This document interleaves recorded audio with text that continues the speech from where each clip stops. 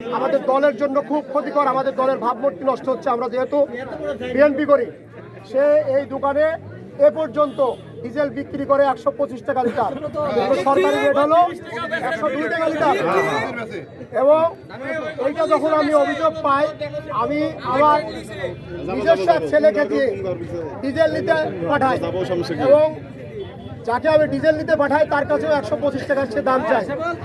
যখন আমি ফোন দেই তখন সে 7 টাকা কম রেখে আমার কাছে 118 টাকা ডিজেলের দাম চায়।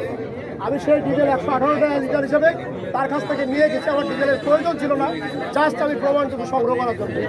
সেই মোতাবেক আজকের এই অভিযানে ওই যে এক ব্যারেল তেল আমরা উদ্ধার করেছি সেটা আমার হেফাজতে আছে। আমি সঙ্গে সঙ্গে টিওনো এবং এসিডান মহোদয়কে ফোন দিই। এসিডান এবং টিওনো মহোদয় ডিসি অফিসে ওখানে আজকে নিয়োগ পরীক্ষা থাকার কারণে তারা ওখানে থাকে। সে আমাকে বলে যে আমি থানার থেকে লোক পাঠাচ্ছি, আমি না আসা পর্যন্ত যে তেলটা আপনি ধরেছেন সেটা আপনার হেফাজতে রাখবেন, আমি এসে এটা বিচার করব।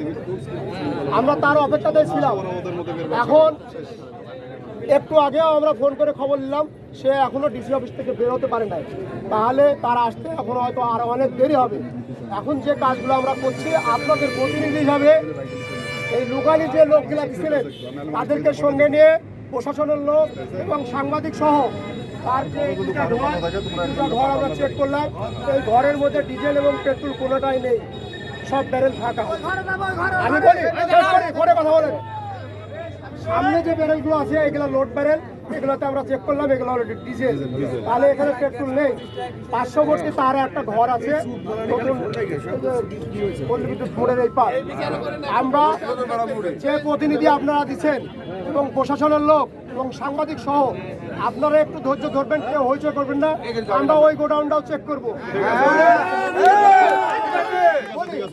ওখানে যদি আমরা পেট্রোল পাই, ওখানে যদি পেট্রোল থাকে, সেই পেট্রোল আমরা উদ্ধার করে প্রশাসনের সহায়তায় এবং সুষ্ঠুভাবে আপনাদের মধ্যে ন্যায্য মূল্যে সেটা বিতরণ করা হবে, বিক্রি করা হবে। ঠিক আছে?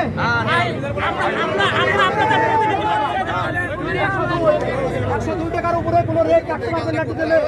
আমরা আপনাদের প্রতিনিধি মানেছি, আপনারা বিশ্বাস করেছি।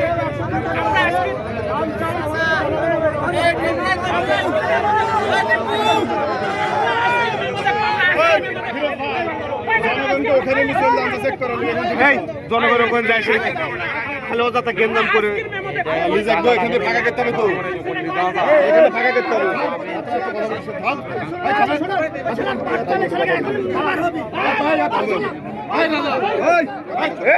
মারার নাকি